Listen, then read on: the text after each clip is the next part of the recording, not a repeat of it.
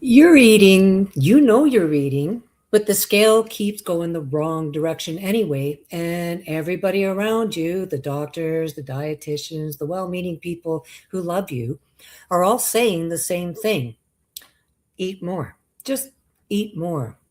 It's enough to make you want to break something because obviously, if you could, you'd eat more of your favorite foods if only you could. Welcome to the Sippable Solution Support Show. I'm Danny Cade, a cancer cachexia survivor since 2015. And here's what it was like when I was in this situation. In the beginning, the weight loss wasn't happening because I wasn't eating enough. I was until I wasn't, because that's how wasting syndrome, also known as cachexia, starts. It's your body going through a process that has nothing to do with the cooking or what's on your plate. And until somebody explains that to you, you might feel confused, try to hide the fact that you can't eat. And let's face it, it's weird because it's something that was never a problem before now. Cancer, treatments, stress, medications, there's several things that are driving this. They all trigger an inflammatory response, cytokines, proteins your immune system produces, and those cytokines send signals that break down muscle tissue. So it's not because you stopped eating or because you're not trying hard enough, it's because the cancer and everything else that's going on told your body to do it in the name of survival, and your body listened. The tumor creates energy demands, and your body prioritizes meeting that. And the way it does that is by cannibalizing your muscle mass. It's a great source of fuel, and that process is running whether you eat or not. So when you sit down to a meal and you eat every bite, but the scale still drops, you're not doing anything wrong. It's just that the advice you were given wasn't quite complete. And here's what I mean by that.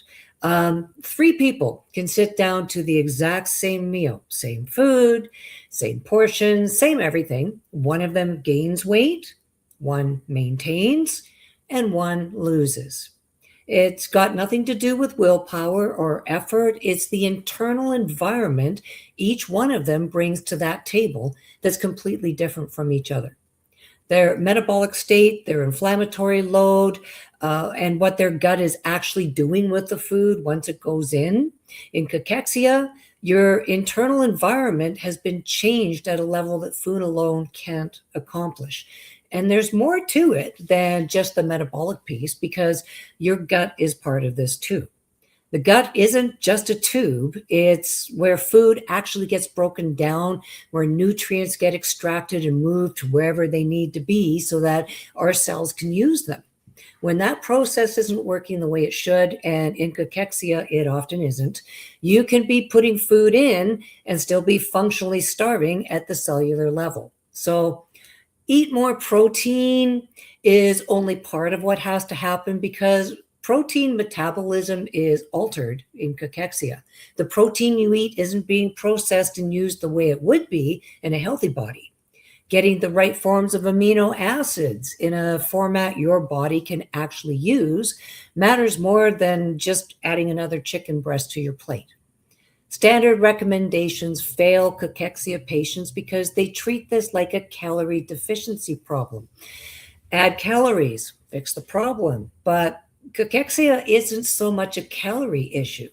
The calories are going to the wrong place as a consequence of the cachexia, as a consequence of the cancer. So, treating the consequence without touching the mechanism is why you can do everything right and still lose ground. I was that person. New Year's Day, 2015, I hit the floor. By the time I understood what was happening to me, I was 80 pounds down and still falling. I was eating at first until I couldn't.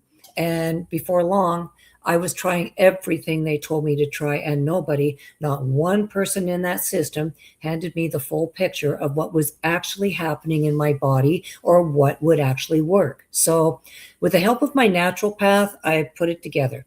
The full chain with a do it yourself recipe for those struggling to eat, how to support absorption, how to work with what your gut can actually handle, how to address the metabolic piece at the same time as the intake piece, because you can't fix one end and ignore the other. I tried that, it doesn't work. That's what my latest guide is built around. What I did, how and why it worked in plain language, none of that overwhelming scientific stuff. So drop the word fuel in the comments and I'll get it to you at no cost. Join me the same place, same time next week. We're going to get into the cortisol and stress piece and how it connects directly to what we just covered today on why eating more doesn't work. Remember to follow me at Sippable Solutions so that I see your comments, and do watch for my reply in your messenger, because when you comment, I will respond. Okay, thanks everyone. Make it a great day. I look forward to seeing you next week. Let me just check if there's any questions. Not that I'm seeing. Okay, take care everyone. Bye for now.